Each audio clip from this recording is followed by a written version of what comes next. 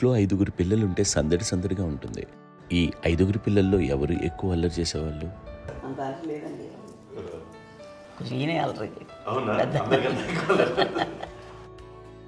అమ్మ ఇక్కడ ఒకటి అల్లరికి, హుషారుకి, చలాకితనానికి, చిలిపితనానికి ఆ తేడా తెలుసుకుని చెప్పమ్మా.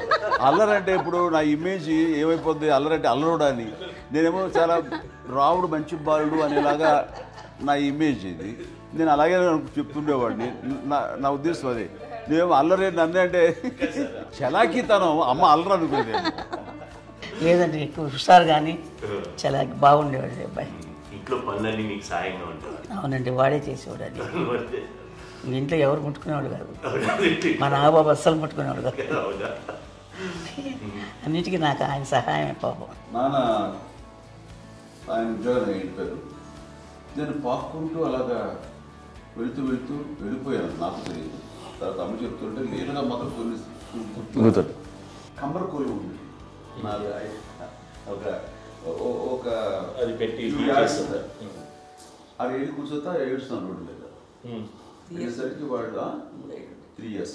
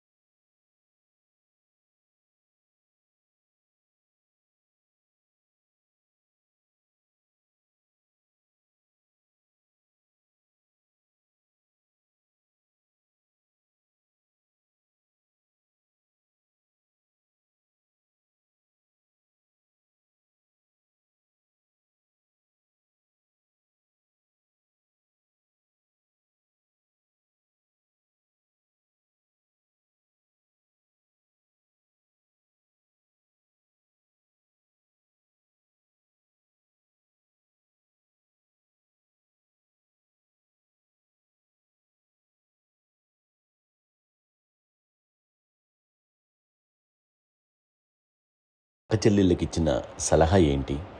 అంటే ఇండిపెండెంట్గా ఉండమంటారు అమ్మ. ఎవరిని డిపెండ్ అవ్వద్దు. మీ పిల్లల్ని నువ్వే జాగ్రత్తగా నేర్చుకో. ఎవరినైనా చేయకు, డిపెండెంటే పెట్టండి అని ఆమె మాకు బాగా ఎక్కువ చెప్తుండేది. నేను నాకు కొంచెం టఫ్ టైమ్స్లో కూడా ఆమె నీ పాటు నువ్వే ఉండాలి, ఎవరి దగ్గర ఉండదు, ఎవరింట్లో ఉండదు, మా దగ్గర కూడా ఉండదు, నీ ఇద్దరు బట్టి నువ్వే ఉండాలి. అది కష్టం కదండి అట్లా చెప్పడం. చెప్పాను, చాలా తక్కువ చెప్పాను. బట్ నాకు అదే ఇచ్చే ధైర్యం. ఇండిపెండెంట్గా అట్లా ఒకరి దగ్గర ఉంటే నీ గౌరవం తగ్గిపోతుంది, ఎక్కడ ఉండదు. అది చాలా నాకు చాలా ఇన్స్పైరింగ్ ఉండేది అమ్మ మాటలు. అది ఇప్పుడు కూడా అది చాలా హ్యాపీగా అనిపిస్తుంది అని చెప్పింది. అంతే కదా, ఇప్పుడు మనకి ఏదైనా రోగాలు వస్తే తీసేస్తాను దాన్ని మనమే. బట్ తగ్గించే వాళ్ళు కన్సర్న్ చూపించే డాక్టర్స్ ఒట్టుకోలు కింద కింద ఉండొచ్చు, కానీ పోరాడాల్సింది మనమే. నాకు సార్ కొంచెం ఒక డిప్రెస్డ్ ఇదేదో వస్తే ఫేస్ ఒకటి, నేనేదో ఇంకా మా అందరి నుంచి నేను సపరేట్ అయిపోయినట్టు ఒక సిచ్యువేషన్ వచ్చినప్పుడు అమ్మ నన్ను పట్టుకుని I'm there for you. Yes, ఎవరు నువ్వు అన్నా ఎస్ అన్న ఫ్రెండ్స్ కానీ ఎవరైనా సరే ఎప్పుడు కూడా అలోన్గా మటుకు అనుకోకు, నేను ఉన్నాను. ఆవిడ నన్ను పట్టుకొని ఇచ్చిన అఫెక్షన్ లేదా ఫీలింగ్ అసలు బలం అన్నమాట. ఇంకా ఏమన్నా చేయగలను నేను, పర్లేదు లైఫ్లో నాకు ఏదైనా సాధించగలను అని ఒక భరోసా తల్లి దగ్గర నుంచి రావడం అనేది నాకు ఎవరు అవసరం లేదనిపించింది. అంత స్ట్రాంగ్గా ఆవిడ support, very strong, very practical. అంత స్ట్రాంగ్ చేసింది నాన్న చెప్పండి. మా పిల్లల విషయంలో మేము కూడా మేబీ అంత స్ట్రాంగ్ కాదేమో, సెన్సిటివ్గా ఉంటాం, కానీ అమ్మ మటుకు చాలా స్ట్రాంగ్గా ఉండి మమ్మల్ని కఠినంగా ఇలాగే ఉండాల్సింది, ఇలా ఉండండి అప్పుడే మీరు నేర్చుకుంటారు. ఇక్కడ అమ్మ పాజిటివ్నెస్ గురించి ఇంకో మాట చెప్పాలి. అంటే తన బిడ్డలకే కాదు, ఈ రోజున మా రెండో పాప శ్రీజ కూడా తనకి లైఫ్ చిన్న డిస్టర్బెన్స్ వచ్చింది. ఆ టైంలో కూడా తను ఏముందంటే అప్పుడు నాన్న దగ్గరికి వెళ్ళాను, తను ఇచ్చిన భరోసా, తను ఇచ్చిన మాట వెళ్ళలేని ధైర్యం వచ్చింది నాతో. నాన్నమ్మ దగ్గర ఎప్పుడు కూర్చోస్తాడు అప్పుడే పాజిటివ్ ఫీలింగ్ వస్తుందని నాతో షేర్ చేసుకుంటాను. తను మాతో చెప్తుంటే అనిపిస్తుంది కరెక్ట్. అమ్మ ఏం పర్లేదమ్మా, లైఫ్ అంటే ఒకరితోనే అయిపోదు, ఆ ఒక్కరి వల్ల వాళ్ళ ఇన్ఫ్లుయెన్స్ తోటో వాళ్ళు మన మీద నియంత్రించడం కానీ మన బాధల్ని వాళ్ళు చేయడం అవుతాం. జస్ట్ నువ్వు నీ గురించి నీ మనసులో ఏదనిపిస్తే నీ గుడ్ ఫీలింగ్ ఏది వస్తుందో ఆ ఫీల్ ప్రకారం వెళ్ళిపోదు. అంటే ఆ జనరేషన్ పీపుల్ ఎక్స్పెక్ట్ అలా కాదు, ధైర్యం ఉండి అందరికి ధైర్యం బాగా దూరుకొస్తారు. ఫాదర్ కూడా, మా నాన్నగారు కూడా అస్సలు ఎప్పుడు అనేవాళ్ళు, ఎప్పుడు మీరు పెట్టే చెయ్యి మీరు ఎప్పుడు పైన ఉండాలి తప్ప తీసుకునేలా ఉండకండి, చేతులు పెట్టుకొని అనే అట్లాంటివి చెప్తుండేవాళ్ళు. అందుకని మాకు ఇంకా ఇండివిజువాలిటీ మాకు బాగా ఎప్పుడు కూడా ఒకళ్ళని అడగడం అని, ఈవెన్ బ్రదర్స్ని అడగాలన్నా కూడా మాకు అది పడిపోయింది మైండ్లో, కొంచెం కష్టంగా ఉంటుంది. సో నాకు అంటే ఆవిడ మా అమ్మ ఏదన్నా కొంచెం డిప్రెస్ అయినా నేను చాలా ఎక్కువ అమ్మకి షేర్ చేసుకుంటే అన్నయ్య కూడా లేడు. అన్నయ్య ఉన్నప్పుడు ఓకే, లేనప్పుడు నేనే ఎక్కువ షేర్ చేసుకున్నాను. బట్ ద బెస్ట్ థింగ్ మా అమ్మ దగ్గర నుంచి హగ్ అండి. ఈరోజు కూడా మా అమ్మని హగ్ చేసుకోకపోతే అంటే అది నాకు మా అందరిలోనూ, అంటే ఆవిడ పెద్ద చదువుకున్న వ్యక్తి కాదు, పెద్దగా బయటికి వెళ్ళి నా ఎక్స్పోజర్ కాదు, కానీ ఇవాళ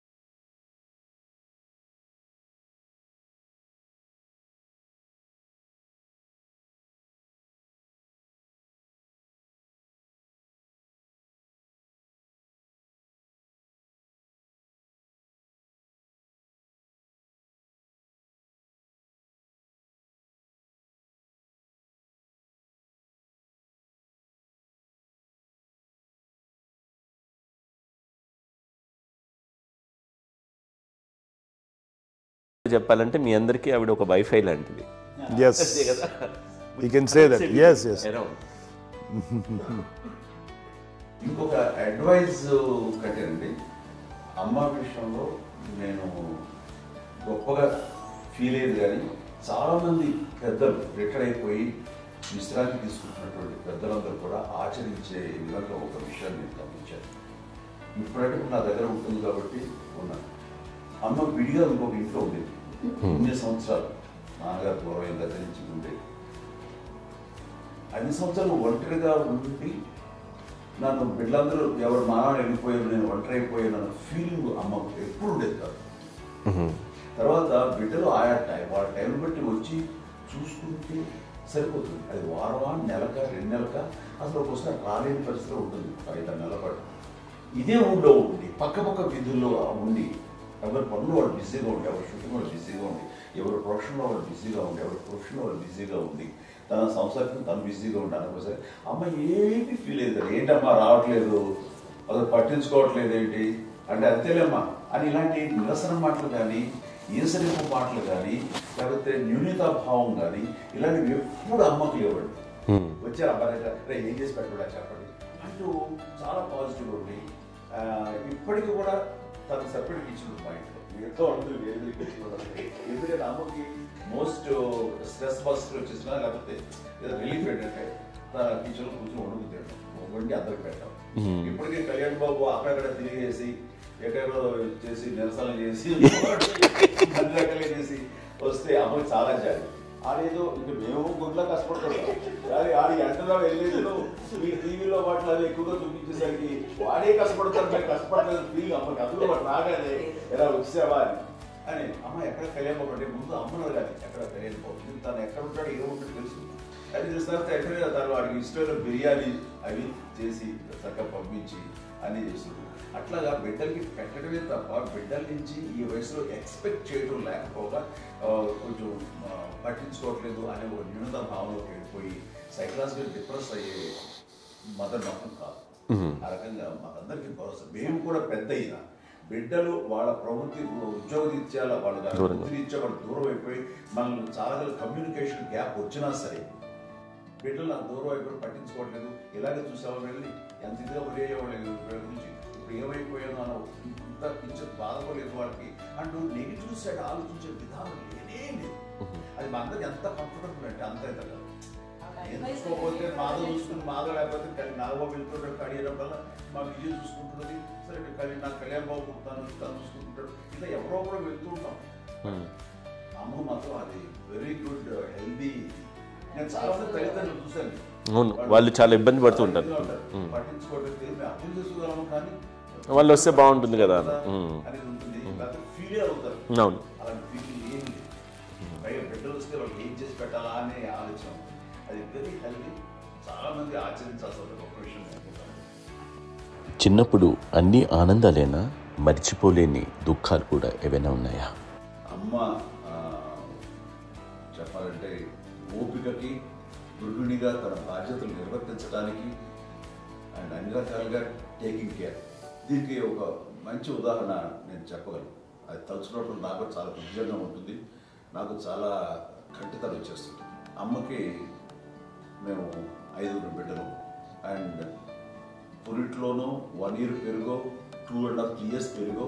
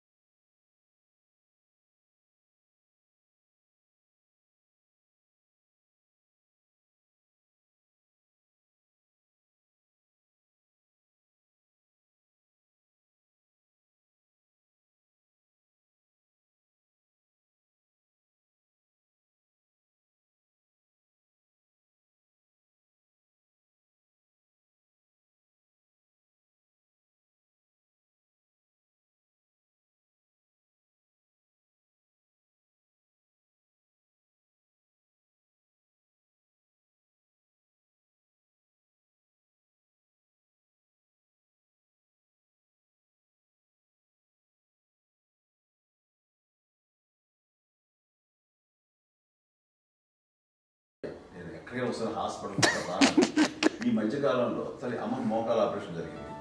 అమ్మను కొంత బాధపడుతున్నావు, అసలు ఈ రోజున వచ్చిన మెడికల్ అడ్వాన్స్మెంట్ నీకు అసలు ఏ బాధ తెలియకుండా మోకాల ఆపరేషన్ రీప్లేస్ చేస్తారు అని వీళ్ళందరూ చెప్పడానికి భయపడతారు. ఎందుకంటే ఫస్ట్ అలా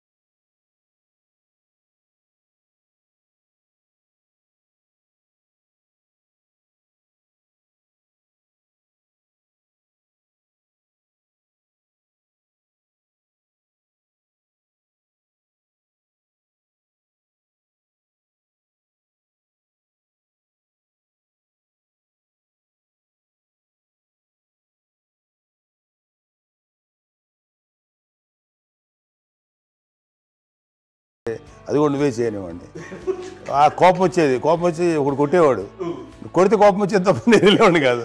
అమ్మకి ఎప్పుడు ఏంటంటే ఒక ఇదే పని చేయడని, అంతే, నిజంగా ఏ పని చేసేవాడిని కాదు. అవునా? లేదు లేదు లేదు మహాప్రేమ.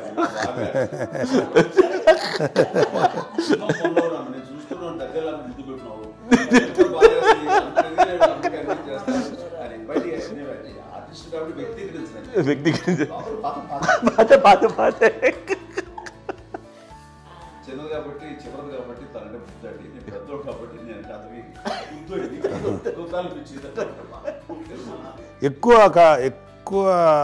కష్టపడింది కానీ మా నాన్నగారి చేతిలో ఎక్కువ, అంటే నాన్న బాగా కోపం ఎక్కువ అనుమానించింది కానీ అన్నయ్య పాపం బాగా దొరికేసేవాడు పాపం. ఒకసారి అంటే మరి మాకే అనిపి ఏంటి ఇంత దారుణంగా ఉంది నాన్న మీద కోపం వచ్చేది నాకు. నాన్న మీద కోపం వచ్చేది, వాళ్ళని చూసి బాధ అనిపించేది. అమ్మాయి ఏమనేది కాదు. సరే అయినా సరే ఎప్పుడు కూడా పోనీ అన్ని చేసినా మళ్ళీ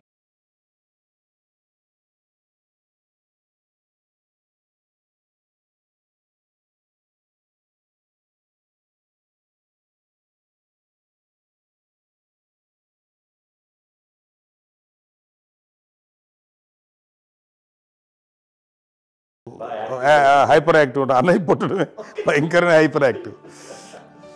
ఒకప్పుడు అమ్మాయిల్ని ఎక్కువగా బయటికి పంపించేవాళ్ళు కాదు, అబ్బాయిల మీద కూడా అనేక ఆంక్షలు ఉంటూ ఉండేవి. మీ పిల్లల్ని అలా ఆంక్షల మధ్య పెంచారా, లేకపోతే పూర్తి స్వేచ్ఛనిచ్చారా?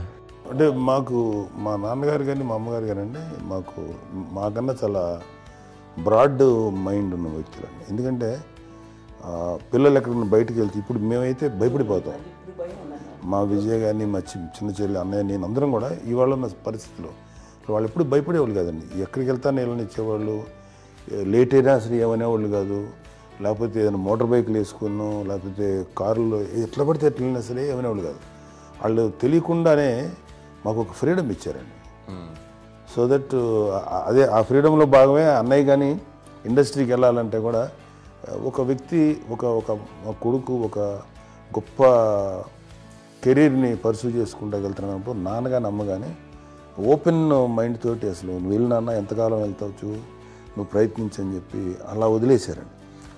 అన్నయ్య కూడా ఏంటంటే మోస్ట్ రెస్పాన్సిబుల్గా వెళ్ళి చాలా మేజర్ అమౌంట్ అన్నయ్యకి కూడా పెద్ద అమ్మకు వందలు ఇచ్చేది కాదు. కరెక్ట్గా ఆ ఇన్స్టిట్యూట్లో చదువుకునేటప్పుడు ఎంత ఇవ్వాలో కరెక్ట్గా ఇచ్చేది. తనకి ఎక్స్ట్రా ఖర్చు పెట్టుకుంటే అంటే అట్లా ఉండేది అంతే కదా. అంత జాగ్రత్తగా అన్నయ్య కూడా అంత రెస్పాన్సిబిలిటీగా రిసిప్రోకేట్ అయ్యి చేసి అందువల్ల మా అమ్మ నమ్మకం మా అమ్మగారి మా నాన్నగారి నమ్మకాన్ని అంటే ఎప్పుడు అది పాటు ఇంత నమ్మకానికి 10 times ఇచ్చాడు. ఏ వయసెస్ వైపు కానీ ఏ అలవాట్ల వైపు కానీ ఎందులో ఇండల్జ్ అవ్వకుండా నాకు నేనుగా నియంత్రించుకుంటూ సరైన మార్గంలో వెళ్ళేలాగా నాకు వెళ్ళడానికి లోపల ఆ స్ట్రాంగ్ థాట్ అడగగానే వాళ్ళు రెసిస్ట్ చేస్తే ఇచ్చానని ఆపేశారు అని ఏదో చిన్న రిలక్టెంట్ ఫీలింగ్ ఉంటుంది. వాళ్ళ మీద చిన్న కోపం నిరసన ఉండేది. వాళ్ళు అలా లేకపోవడానికి వాళ్ళు వెంటనే అడిగిన వెంటనే జాగ్రత్త అనే నిర్ణయం ఉండేది. కానీ జాగ్రత్త అని హెచ్చరిక చేయడంతో నాకు మరింత బాధ్యత తిరిగి గుర్తు తిరిగి నేను నడుచుకుంటూ వెళ్ళాను. కాబట్టి అది నాకు ప్లస్ అయింది వాళ్ళ దగ్గర. అంటే మదర్ అంటే తల్లి అనే కాదు, మదర్ ఫిగర్ ఎవరిచ్చినా సరే అది నానైనా తల్లితో సమానం అనుకుంటాను. నాకు చెప్పినట్లుగా అట్లాగా అలిసిపోయి వచ్చిన నాకు కాళ్ళు నొక్కుతుంటే నాకు భయం వేసేసేది. ఆ తర్వాత పడుకో అది గదవాయించేవాడు. అది కూడా కోపం అంటే ఉదాహరణ అంటే మళ్ళీ అది నాకు తిడతారు కాదు పడుకుని ఎక్కడ నిద్ర వస్తాయండి నాన్న అంటే. సో ఆ రకంగా నాన్న తన ప్రేమ చూపిస్తుంటాను. ఆ తర్వాత గోండా టైంలో కూడాను నేను ట్రైన్ కింద వెళ్తుంటే నాన్న అక్కడే ఉన్నారు రాజమండ్రి దగ్గర ప్రాంతంలో. ఆయన చాలా కోపం చేస్తుంది. ఇలాంటి చేస్తుంటావు నువ్వు ఏదైనా అయితే ఏంటి అది చెప్పి ఏం పర్లేదా ఏమవుతుందో అన్ని రకాల సేఫ్టీ అన్ని రకాల జాగ్రత్త తీసుకున్నాం. ఈ రోజు ఉన్నంత సేఫ్టీ అప్పుడు లేదు. అయినా సరే రేపు పొద్దున నీ కొడుకులు ఇలాంటి పరిస్థితుల్లో నీకు తెలిసి వస్తారు అప్పుడు అనేవాడు. ఎన్నిసార్లు అనేవాళ్ళు నాకు నిజంగానే మగధీర టైంలో బుర్ర పెట్టుకుని ఆ రోడ్డు మీద పడిపోయారు అని అన్నప్పుడు నాకు ఆ ఫస్ట్ టైం ఆ ఫీలింగ్ కలిగింది. అలాగే పీటర్ హెయిన్స్ అనేవాడు ఫస్ట్ మగధీరలో జంప్ చేస్తారు, మోటార్ బైక్ జంప్ చేసినప్పుడు ట్రైల్లో పీటర్ హెయిన్స్ అంత హైట్ నుంచి 20 feet 25 feet హైట్ నుంచి పడిపోయి మొత్తాన్ని బోన్స్ని ఇరగొట్టుకుని వాడు 7 నెలలు వాడు ఇరప్పుడు హాస్పిటలైజ్డ్. అది వీడైతే ఏమో తలుచుకుని భయం వేసేసేది. అప్పుడు నాన్న గుర్తుకు వచ్చేవాడు. ఓహో వాళ్ళ టెన్షన్ ఇంతే లేదు, మనకి మన కొడుకు వస్తే తెలియదు ఈ మాట నాన్న ఎప్పుడు అన్నారని అనిపిస్తుంది. Sweet memories. అత్త కోడళ్ళ మధ్య అనుబంధం ఎలా ఉంటుంది? సురేఖ్ గారితో మీకున్న అనుబంధం గురించి చెప్తారా? మాకండి కోడలు కాదండి, నా కూతురండి. అంత బాగుంది.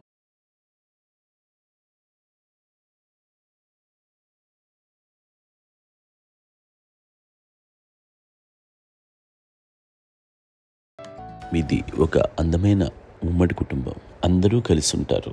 ఇంత ఆనందంగా ఉండడానికి కారణం ఏంటి? దీనికి పునాది ఎవరే వేశారు? మా నాన్నగారి క్వాలిటీ నేను ఎగ్జాంపుల్ చెప్పగలను. అమ్మ వాళ్ళ ఇంట్లో పెద్దది, వాళ్ళ నాన్నగారు అంటే మా తాతయ్య గారు ప్రొహిబిషన్